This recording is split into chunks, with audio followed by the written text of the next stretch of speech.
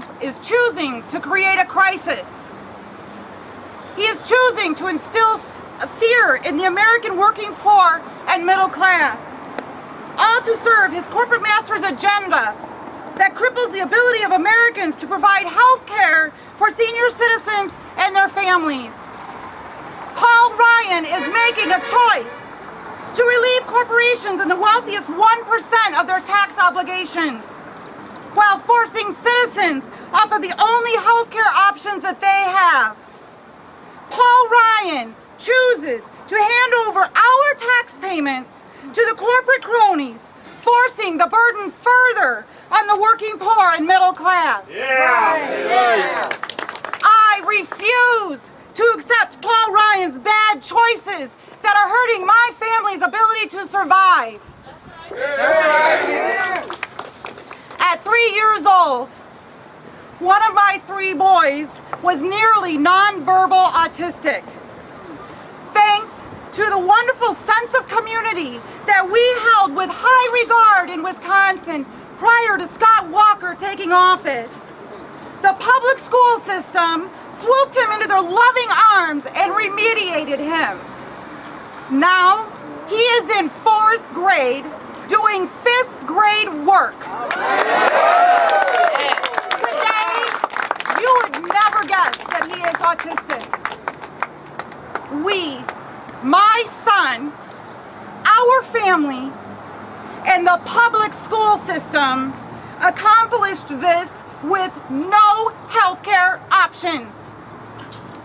Thanks to Paul Ryan and Scott Walker's bad choices, my family has been left with some tough choices. Those two and the rest of the politicians who side with the 1% can't even imagine. They have no idea what it's like to walk in our shoes. That's right.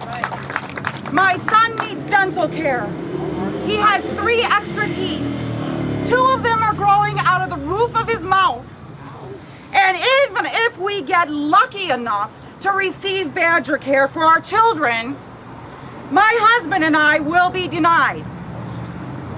Finding a pediatric dentist that will accept my son will be impossible, even with Badger care. Yes, that's right. Since they are only required to accept so many patients on plans that negotiate lower costs. I say enough is enough. Enough is enough. Enough is enough. Enough is enough. Enough is enough. Enough is enough. We should not be wealthy enough or lucky enough to provide our children with health care. No one should have to choose between health care and a decent meal. That's right. No one should have to choose between good health and having a home.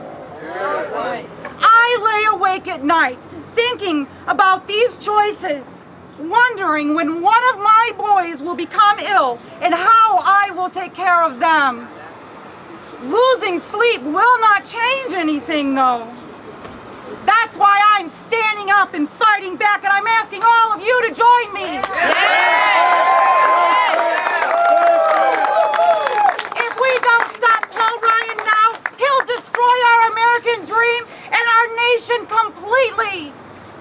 Our voices united are the only way that we can compete with the money and the power and the control of the richest 1%.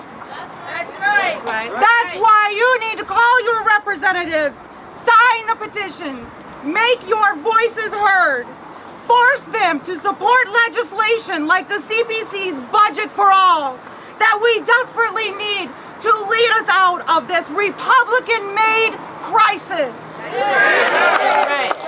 Let them know that our voices are stronger than their bad choices. We must demand the repeal of the tax cuts and loopholes that allow corporations to shift the financial burdens of our nation and our state onto the backs of the working poor and middle class who pay their taxes.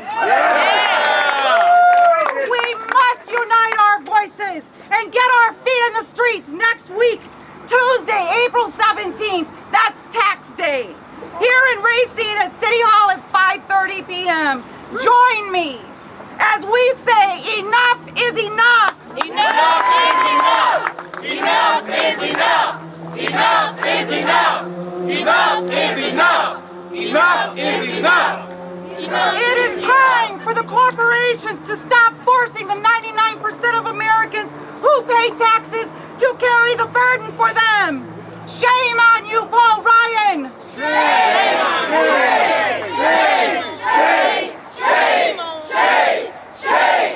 Shame on you, corporations! Shame! Shame! Shame! Right over there! Shame! In our nation, pay your fair share! When our rights are under attack, what do we do? When our children are under attack, what do we do? Stand up and fight back! When our seniors are under attack, what do we do? Stand up and fight back! When our veterans are under attack, what do we do? Stand up and fight back! When our American dream is under attack, what do we do? Stand up and fight back! No justice, No peace! no justice,